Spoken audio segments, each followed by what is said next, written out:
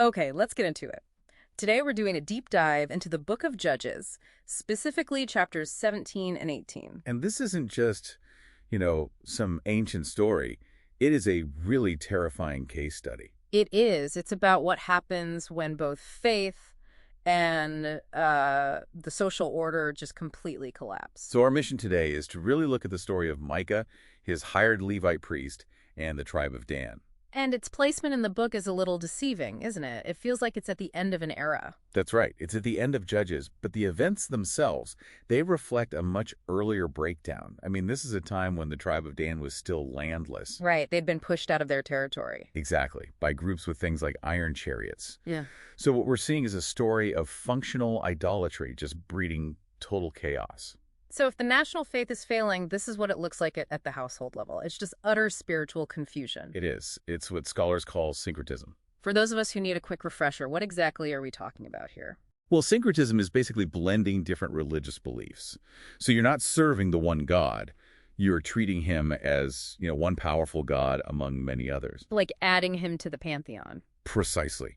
And we see this in archaeology. They found inscriptions that reference Yahweh and his Asherah. Wow. Yeah.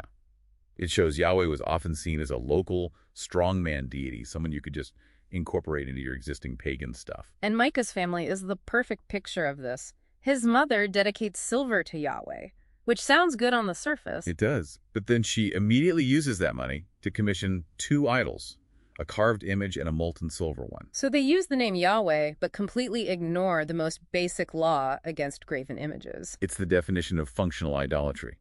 The goal is just using God for personal blessing, not obedience.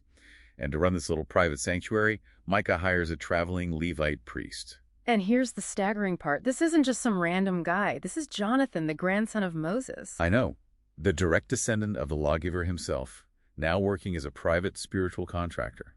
How does that even happen? It happens because the entire system had become corrupted. His job was just to guarantee Micah's private fortune. It reminds me of a term from one of our sources, a Korean historical term, dangale. Dangale. Okay, that's a fascinating parallel. Unpack that for us. A dangale was basically a traveling shaman tied to a single household, there only to provide, specific hired spiritual services. A private consultant for a blessing. That's exactly what Jonathan was. Yeah. Public worship was lost. It was all about private gain. Okay, so now enter the landless tribe of Dan. They send spies, and they find Micah's whole setup. And they see this religious security system, the idols, the priest, and they decide the right thing to do is just to steal it all. And Jonathan, the Levite, he's easily convinced to leave. Oh, easily.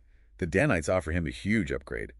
Be a priest for an entire tribe instead of just one family. He leaves Micah behind without a second thought. Status and power over principle. Completely. So the Danites take the gods and the priest, and Micah chases after them, just desperate. But they're stronger, and they threaten his life. He has to back down.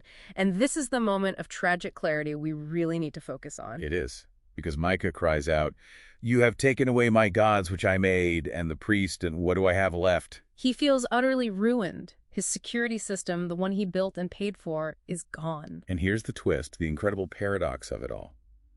Micah feels destitute, but the very things he lost, those idols and that corrupt priest, were the things blocking him from the true God. His loss created a vacuum. Exactly. An opportunity for genuine, unmediated faith.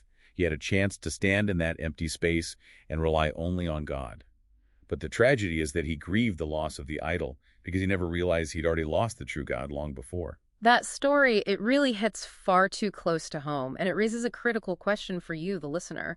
What self-made gods might be sitting in the place of true faith in your own life? Right. It might not be a silver image. It could be the idol of your personal experience, a religious title, your wealth, your health, even your family. So when those things are stripped away, when life plays the part of the Danites, will you despair like Micah, crying out, "What do I have left?" Or will you see that sudden emptiness as something else, as the chance to finally truly rely solely on the unmediated power of God?